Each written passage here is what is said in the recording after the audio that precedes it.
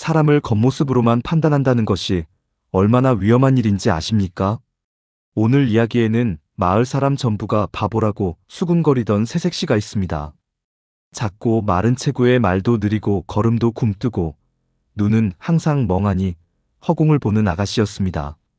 시어머니는 며느리를 보자마자 혀를 찼습니다. 저런 아이가 이 집안에 들어와 무엇을 할 수 있겠냐고. 마을 사람들도 고개를 저었습니다. 혼례를 구경하러 나온 동네 할머니들도 수군거렸습니다. 저 색시는 왜 저리 멍한 눈을 하고 있지? 양반과 며느리로는 영 아닌 것 같구먼. 그런데 그 새색시, 밤이 되면 달랐습니다. 아무도 없는 뒤뜰에서 어른 허리통만 한 장작을 돕기. 한 번에 두부처럼 갈라놓고는 급히 주변을 둘러보며 중얼거렸습니다. 너무 세게 쳤나? 그리고 누군가 올 것 같으면 얼른 숨을 헐떡이며 연기했습니다. 아이고 힘들어라. 이 새색시의 이름은 연화. 그리고 그녀의 할아버지는 조선 최고의 무인이었습니다. 전쟁터에서 혼자서 수십 명을 쓰러뜨렸다는 전설이 있는 인물. 그 할아버지가 8살 때부터 직접 키운 손녀였습니다. 그런 연화가 그 힘을 감추고 시집을 온 데는 이유가 있었습니다. 그리고 그 힘을 마침내 드러내는 날이 옵니다. 바로 남편이 노름비 때문에 목숨을 잃을 위기에 처했을 때. 오늘 이야기, 웃음도 있고 통쾌함도 있고 그 안에 따뜻한 것도 있습니다. 끝까지 들어주세요. 지금부터 시작합니다. 조선 한양 북쪽 성문 밖, 사람들의 발길이 드문 작은 마을. 오래된 양반가 하나가 있었습니다. 유씨 집안이었습니다. 대대로 글만 읽고 벼슬을 해온 집안이었지만 요즘은 형편이 예전 같지 않았습니다. 한때는 손님이 끊이지 않던 집이었는데 이제는 마당에 잡초가 올라오고 있었습니다. 창고에는 빈 항아리가 늘어났고 드나들던 하인들도 예전보다 줄었습니다. 그 집안에 어느 날 새색시 하나가 시집을 오게 됩니다. 이름은 연화. 작고 마른 체구에 말도 느리고 걸음도 굼뜬 아가씨였습니다. 혼례를 보러 온 마을 사람들은 연화를 보자마자 수군거리기 시작했습니다. 저 색시는 왜 저리 멍한 눈을 하고 있지? 글도 못 읽는다더라. 양반과 며느리로는 영 아닌 것 같구먼. 심지어 시어머니조차 연화를 못마땅하게 바라봤습니다. 참으로 답답한 아이로다. 이 집안에 들어와 무엇을 할 수 있겠느냐? 연화는 그 말을 들으면서도 그냥 웃었습니다. 특별히 억울해하지도 변명을 하지도 않았습니다. 그냥 멍하게 웃었습니다. 그 웃음이 또 사람들에게는 어리숙해 보였습니다. 그날부터 연화의 시집살이가 시작되었습니다. 시어머니는 며느리를 보는 첫날부터 산더미 같은 일을 시켰습니다. 우물에서 물 20동이 길어오너라. 뒤뜰 장작도 모두 패야 한다. 빨래도 오늘 안에 끝내야 한다. 보통 안하기라면 사흘은 걸릴 일이었습니다. 시어머니는 속으로 생각했습니다. 저 애가 얼마나 할 수 있는지 보자고. 못 해내면 그것도 핀잔거리가 될 것이었습니다. 연화는 멍하게 웃으며 대답했습니다. 네. 그날 해가 뜨기 전부터 연화는 움직이기 시작했습니다.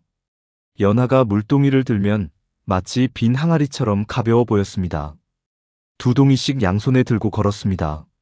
물이 넘치지 않게 살살 걷는 것이 오히려 더 어려울 정도였습니다.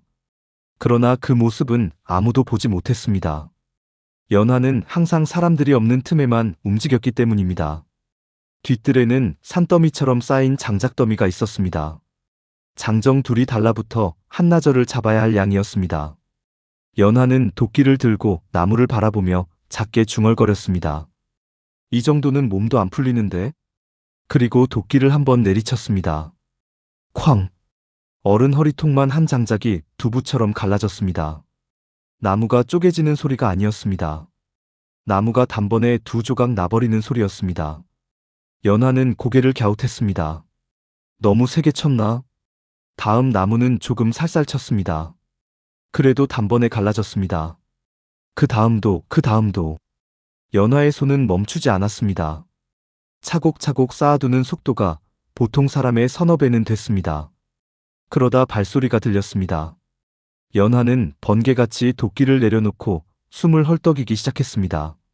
아이고 힘들어라. 하인이 뒤뜰로 나왔습니다. 연화가 볼이 빨개진 채 손을 짚고 헐떡이고 있었습니다. 하인은 그 모습을 보고 그냥 돌아갔습니다. 저 바보 새댁이 장작 패다 지쳐있구나 하는 얼굴로. 연화는 하인이 사라지는 것을 확인하고 다시 도끼를 들었습니다.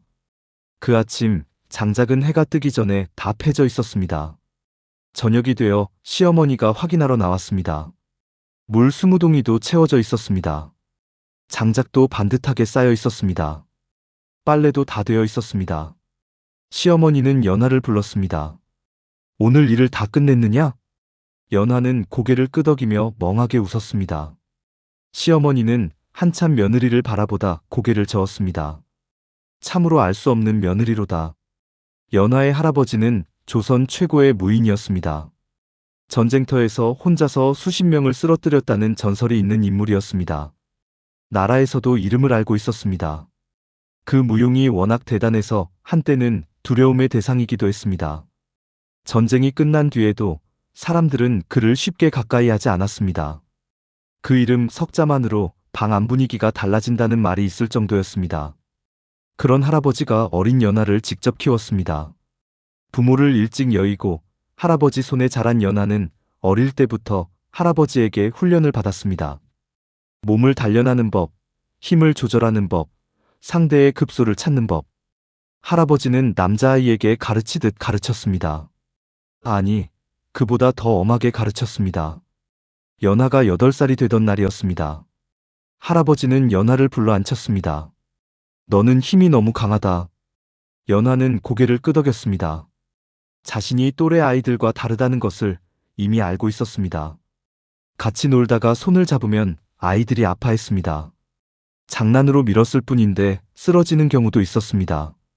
한 번은 강아지와 뛰어놀다 팔을 살짝 잡았는데 강아지가 며칠을 절뚝거렸습니다. 할아버지는 조용히 말했습니다. 이 힘을 함부로 쓰면 세상이 너를 두려워할 것이다. 두려워하는 것은 가까이 두지 않는 법이다. 그리고 가까이 두지 않으면 네가 외로워진다. 연화는 오래 그 말을 생각했습니다. 8살이었지만 이해했습니다. 그럼 어떻게 해야 해요? 할아버지가 말했습니다. 세상에서 가장 강한 사람은 자신의 힘을 숨길 줄 아는 사람이다. 그리고 덧붙였습니다. 그 힘은 반드시 써야 할 때만 써라. 그날을 위해 아껴두어라. 그 말은 연화의 삶을 완전히 바꾸었습니다. 그때부터 연화는 약하게 보이는 법을 연습했습니다.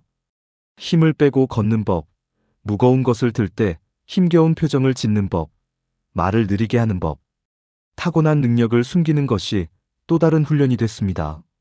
그 연습을 몇 년을 하다 보니 이제는 완전히 자연스러웠습니다. 그래서 연화는 시집을 온 뒤에도 그 연기를 계속했습니다. 힘을 철저히 숨기고 바보 행세를 하며 살기로 한 것이었습니다.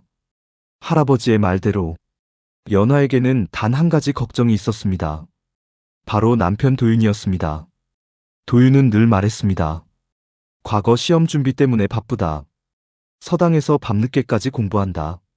그러나 어느 날 밤이었습니다. 연화는 잠을 자다 눈을 떴습니다. 옆자리가 비어 있었습니다. 새벽이 가까운 시간이었습니다. 연화는 조용히 방을 나왔습니다. 담장 밖으로 나가는 인기척이 들렸습니다. 연화는 소리 없이 뒤를 따랐습니다. 무관 집안에서 자란 사람이었습니다. 걸음이 소리를 내지 않았습니다. 그림자처럼 따라갔습니다. 도윤이 향한 곳은 서당이 아니었습니다. 한양의 어두운 골목길이었습니다. 사내들이 웅성거리는 소리가 들렸습니다. 연화는 담장 너머로 안을 들여다봤습니다. 비밀 노름판이었습니다.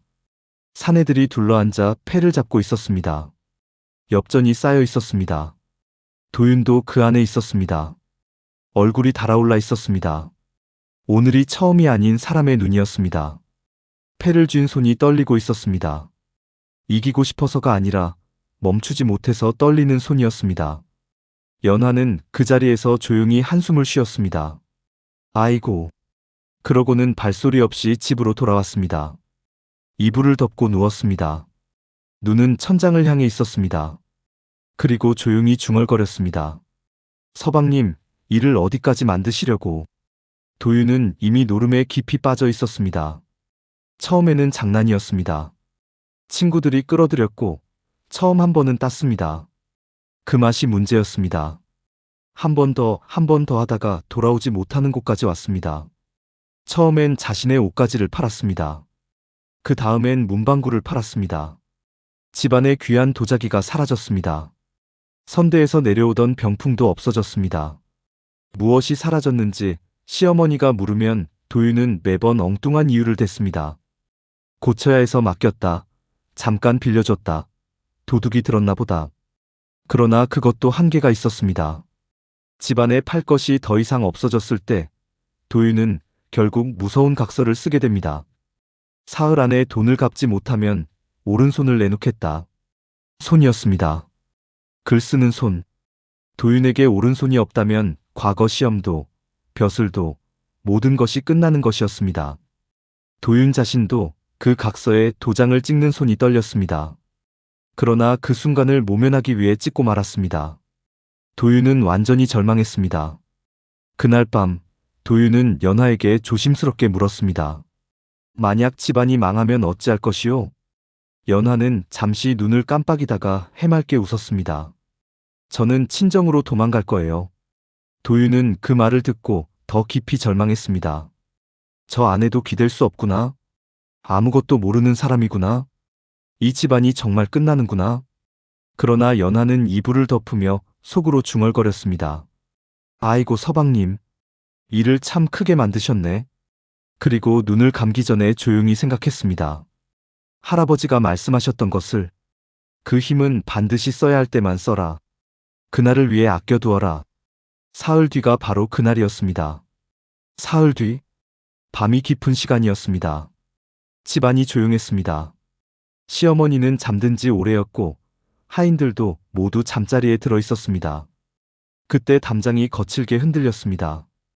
왈패 3명이 몽둥이를 들고 마당으로 들어온 것이었습니다. 얼굴이 험했습니다. 눈빛이 사나웠습니다. 마당에 켜둔 횃불이 그 얼굴들을 붉게 비쳤습니다.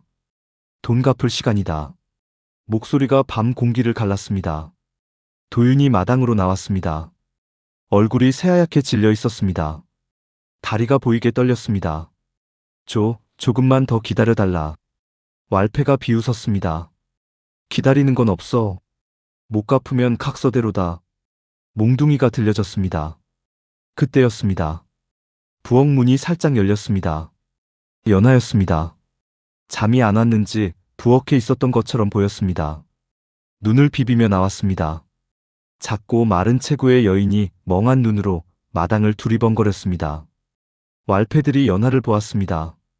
코웃음을 쳤습니다. 위협이 되는 사람으로 보이지 않았습니다. 상관 마라. 안으로 들어가. 연하는 마당을 한번 천천히 둘러봤습니다. 왈패 3명, 몽둥이, 담장 옆에 켜진 횃불. 상황을 파악하는데 1초도 걸리지 않았습니다. 연하는 고개를 긁적이며 혼잣말로 중얼거렸습니다. 아이고, 조용히 끝내야겠네. 부엌으로 다시 들어가는 것처럼 보였습니다. 잠시 후 물 양동이를 하나 들고 나왔습니다. 왈패가 도윤에게 몽둥이를 들려는 순간이었습니다. 촥! 찬물이 횃불 위로 쏟아졌습니다. 불이 꺼졌습니다. 마당이 완전한 어둠 속에 잠겼습니다. 그 다음 순간이었습니다. 툭! 툭! 툭! 3번의 둔탁하고 짧은 소리. 그리고 왈패 3명이 마당에 조용히 쓰러졌습니다. 도윤은 눈을 크게 떴습니다. 무슨 일이 벌어진 것인지 보이지도 않았습니다. 그냥 어둠 속에서 소리가 3번 났고 그리고 마당이 조용해진 것이었습니다. 등잔불이 켜졌습니다. 연하가 손을 털고 서 있었습니다. 왈패 3명은 나란히 마당에 누워 있었습니다. 쓰러진 것이 아니라 조용히 눕혀진 것처럼 정확한 자세였습니다. 몽둥이는 각자의 손 옆에 반듯하게 놓여 있었습니다. 끝. 연하는 그 한마디를 하고 부엌으로 들어갔습니다. 도윤은 한참 동안 그 자리에 서 있었습니다. 마당에 쓰러진 왈패들을 봤다가 부엌 문을 봤다가 다시 왈패들을 봤습니다. 뇌가 방금 일어난 일을 받아들이는데 한참이 걸렸습니다. 아내가, 그 작고 멍한 눈의 아내가 왈패 3명을 어둠 속에서 소리 3번에 도윤은 자신도 모르게 자신의 멀쩡한 오른손을 내려다봤습니다. 그러나 일은 여기서 끝나지 않았습니다. 며칠 뒤, 도윤은 또다시 노름판에 갔습니다. 그날 밤 있었던 일을 꿈이었다고 스스로 납득시킨 것인지 아니면 노름의 손이 이성을 이긴 것인지 알 수 없었습니다. 빚을 갚으려면 돈이 필요했고 빠르게 돈을 만들 방법은 노름밖에 없다고 또 생각했습니다. 그러나 이번에는 왈패들에게 납치되고 말았습니다. 어두운 창고 아니었습니다. 도윤은 묶여 있었습니다. 수십 명의 험상궂은 사내들이 주변에 서 있었습니다. 이번엔 협박만이 아니었습니다. 진짜로 끝낼 작정들이었습니다. 연화는 그 사실을 금방 알아챘습니다. 이웃집 안악이 와서 도윤을 이상한 사람들이 데려가는 것을 봤다고 귀띔해줬습니다.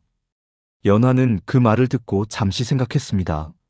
아이고 서방님, 오늘은 좀 크게 혼나셔야겠네. 연화는 노름판이 있는 창고로 향했습니다. 문을 열고 들어서니 수십 명의 왈패가 있었습니다. 탁자에는 엽전 꾸러미가 쌓여 있었습니다. 도윤은 묶인 채 구석에 앉아 있었습니다. 연화와 눈이 마주쳤습니다. 도윤의 눈에 공포와 당혹이 뒤섞였습니다. 왈패들이 연화를 보고 비웃었습니다. 뭐야? 저 작은 여자는. 연화는 조용히 웃었습니다. 그리고 탁자 위에 있던 엽전 꾸러미를 가볍게 집었습니다. 팅! 엽전 하나가 날아갔습니다. 왈패 하나가 비명을 질렀습니다. 팅! 팅! 팅! 엽전이 날아갈 때마다 사람들이 하나씩 쓰러졌습니다. 소리도 없이 빠르게 정확하게. 누구도 연화가 어디를 향해 던지는지 보지 못했습니다. 너무 빨랐습니다. 마지막에는 거대한 노름판 탁자가 공중으로 날아갔습니다. 쾅! 그리고 모든 것이 끝났습니다. 연화는 어수선한 방 안을 둘러봤습니다.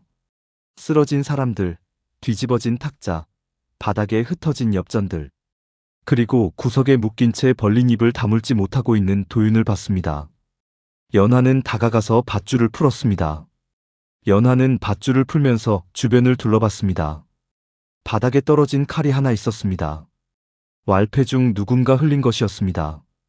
연화는 그 칼을 주었습니다. 그리고 두 손가락으로 칼날을 살짝 잡았습니다. 뚝!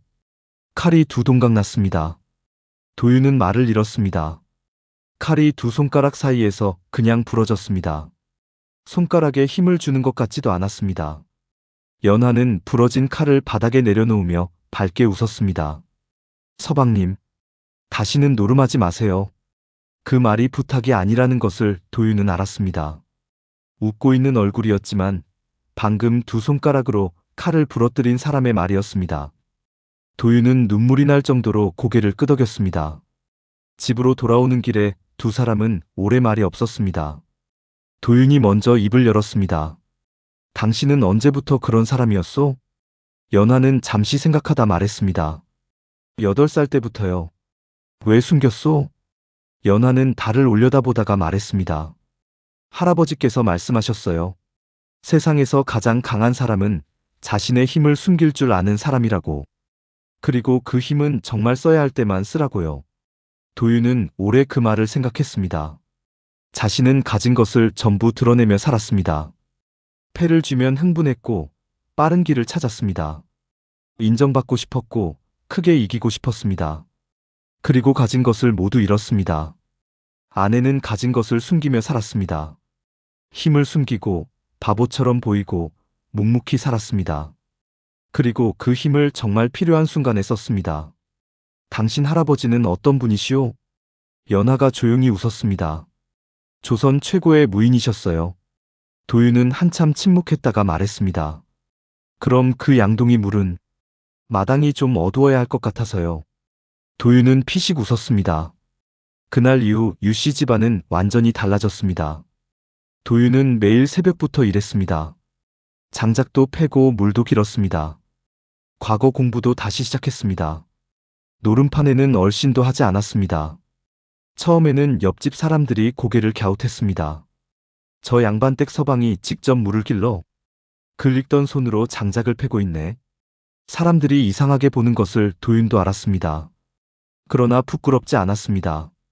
오히려 전보다 든든했습니다. 흘린 땀의 무게가 노름판에서 쌓인 빚보다 훨씬 가볍게 느껴졌습니다. 시어머니는 감격했습니다. 우리 아들이 이렇게 변하다니.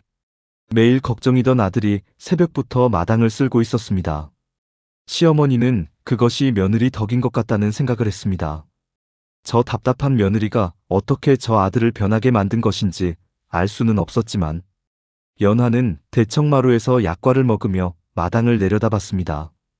부지런히 움직이는 도윤을 보며 작게 웃었습니다. 그리고 조용히 말했습니다. 세상 참 평화롭네. 시어머니가 연화 옆을 지나다 그 말을 들었습니다. 그 약과나 먹지 말고 일이나 하거라. 연화는 웃으며 자리에서 일어났습니다. 네. 하고 멍하게 대답하며 천천히 마당으로 내려갔습니다. 시어머니는 고개를 저었습니다. 참으로 알 수 없는 며느리로다. 그리고 그날 이후로도 아무도 몰랐습니다. 그 집안에 조선을 뒤집을 힘을 가진 여인이 약과를 먹으며 조용히 살고 있다는 사실을. 오늘 이야기 어떠셨나요? 연화는 오늘 이야기 내내 바보처럼 보였습니다. 말이 느리고 걸음이 굼뜨고 시어머니 잔소리에도 그냥 웃고 남편이 집안이 망하면 어떻게 하겠냐고 물으면 친정으로 도망갈 거라고 해맑게 대답하는 사람이었습니다. 그러나 뒤뜰에서 혼자 장작을 패며 중얼거렸습니다. 이 정도는 몸도 안 풀리는데? 그리고 어둠 속에서 왈패 3명을 툭툭툭 3번에 눕혔습니다. 연화는 왜 그 힘을 숨겼을까요? 할아버지의 말 때문이었습니다. 세상에서 가장 강한 사람은 자신의 힘을 숨길 줄 아는 사람이라는 말. 그리고 그 힘은 반드시 써야 할 때만 쓰라는 말. 연화는 그 가르침을 평생 살아온 방식으로 삼았습니다. 힘을 드러내지 않았습니다. 강하다는 것을 증명하려 하지 않았습니다. 그 힘이 정말 필요한 순간을 기다렸습니다. 결국 그날이 왔습니다.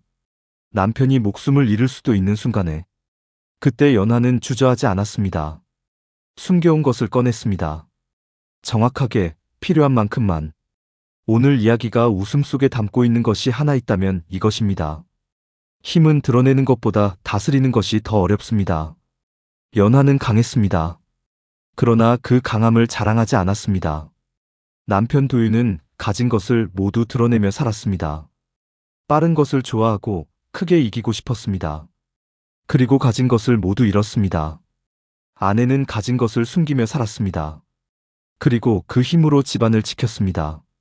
지금 여러분이 가진 것을 어떻게 쓰고 계신지 오늘 이야기를 들으시면서 한 번쯤 생각해 보셨으면 합니다. 빨리 드러내는 것이 능사가 아닐 수도 있습니다. 다스리고 아끼고 정말 써야 할 때 쓰는 것. 그것이 연화가 평생 몸으로 익힌 것이었습니다. 오늘 이야기 즐거우셨다면 구독과 좋아요 눌러주세요. 댓글로 오늘 이야기에서 가장 통쾌했던 장면을 알려주시면 정말 큰 힘이 됩니다. 다음 이야기도 기다려주세요. 감사합니다.